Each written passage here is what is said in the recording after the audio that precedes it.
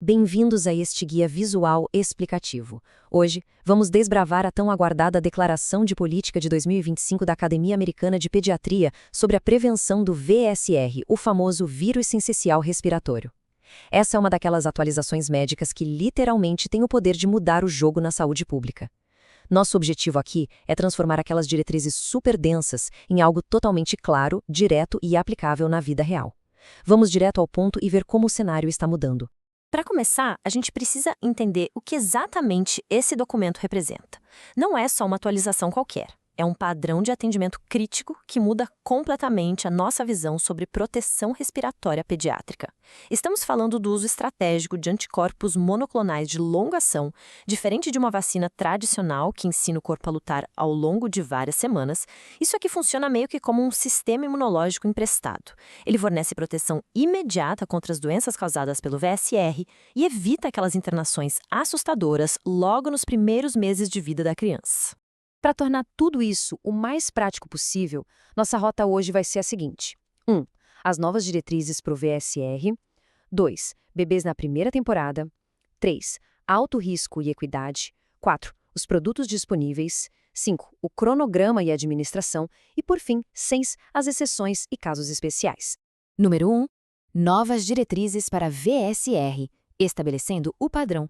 O grande ponto de partida aqui, e que frequentemente causa um nó na cabeça na hora da prática clínica, é a questão da idade. As novas recomendações dependem estritamente da idade cronológica para determinar quem é elegível e não da idade corrigida para a prematuridade. Isso é uma mudança enorme porque padroniza a abordagem em absolutamente todas as clínicas. Tira aquela ambiguidade, sabe? E acelera muito a tomada de decisão quando o bebê já está ali aguardando, seja no consultório ou no hospital. Número 2. Bebês na primeira temporada, o nosso protocolo central. Para pacientes com menos de 8 meses de idade, a regra é bem direta. A imunização é obrigatória se a pessoa gestante não foi vacinada durante a gravidez, ou se simplesmente ninguém sabe o status de vacinação. Mas a parte mais fascinante mesmo é a regra dos 14 dias. Se a vacina materna foi dada faltando menos de 14 dias para o parto, o bebê ainda tem que receber a imunização direta. Por quê? Porque o sistema imunológico materno não teve tempo hábil para produzir e transferir, através da placenta, a quantidade certa de anticorpos protetores. Número 3. Alto risco e equidade na segunda temporada. Independentemente do que aconteceu na primeira temporada ou se a mãe foi vacinada, as crianças de 8 a 19 meses precisam sim de uma dose para a segunda temporada, mas só se atingirem alguns limiares clínicos bem específicos. Estamos falando de crianças com doença pulmonar crônica da prematuridade que precisaram de suporte médico recente, casos de imunocomprometimento grave ou fibrose cística com falha no crescimento ou doença pulmonar severa. É literalmente uma rede de segurança indispensável para esses pulmõezinhos que ainda não dão conta do vírus sozinhos. E aqui entra um detalhe brilhante que mostra uma baita evolução na política médica. A inclusão de fatores sociais como critérios de risco direto. A diretriz inclui explicitamente crianças indígenas americanas e nativas do Alasca nessa categoria de alto risco. O documento bate na tecla de que os determinantes sociais da saúde, como a falta de água encanada, dificuldades de transporte, área interna de baixa qualidade e casas superlotadas impactam diretamente a vulnerabilidade da criança. Porque, convenhamos, a biologia não existe num vácuo, ela é totalmente moldada pelo ambiente em que a gente vive. Número 4. Os produtos disponíveis Nirsevimab e Clesrovimab. A diferença entre os dois produtos é um detalhe que muda completamente o jogo.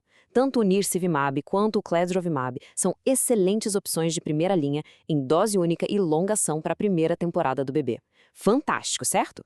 Só que é absolutamente crucial notar o seguinte: para aquelas crianças mais velhas de alto risco na segunda temporada, apenas o Nirsevimab está aprovado.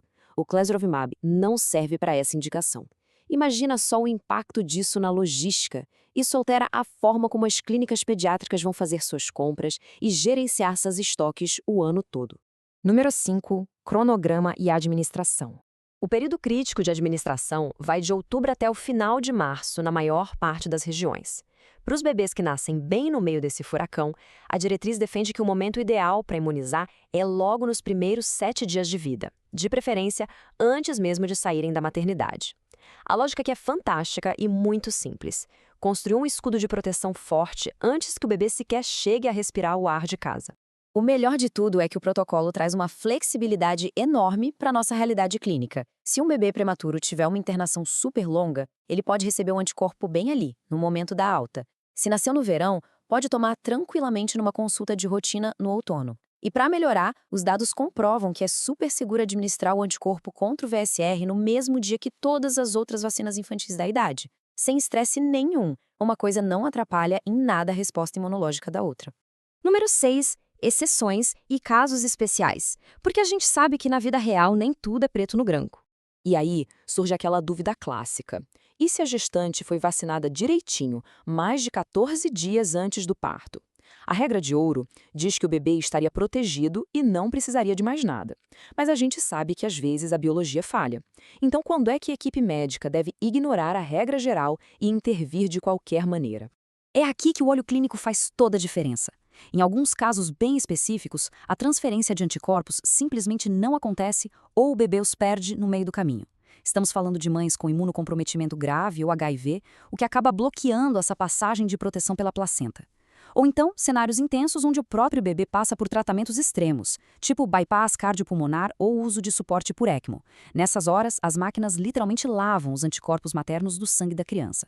Nesses casos excepcionais, a imunização infantil direta tem que ser feita sem pensar duas vezes. Como uma nota operacional super importante destacada por este ano, há um ponto final na história do Palivizumab. O dia 31 de dezembro de 2025 marca oficialmente a aposentadoria dessa medicação. A partir daí, ele não será mais recomendado como rotina, cimentando de uma vez por todas a nossa transição total para a nova era dos anticorpos monoclonais de dose única e longa duração. Isso nos deixa com uma reflexão enorme. Com os tratamentos curtos e antigos saindo de cena de vez, como é que as clínicas vão adaptar suas rotinas para garantir que toda a população vulnerável tenha acesso a essas novas ferramentas incrivelmente poderosas? O grande desafio agora parou de ser apenas científico e virou puramente logístico. Precisamos garantir que todo consultório consiga implementar essas imunizações de forma fluida e acessível.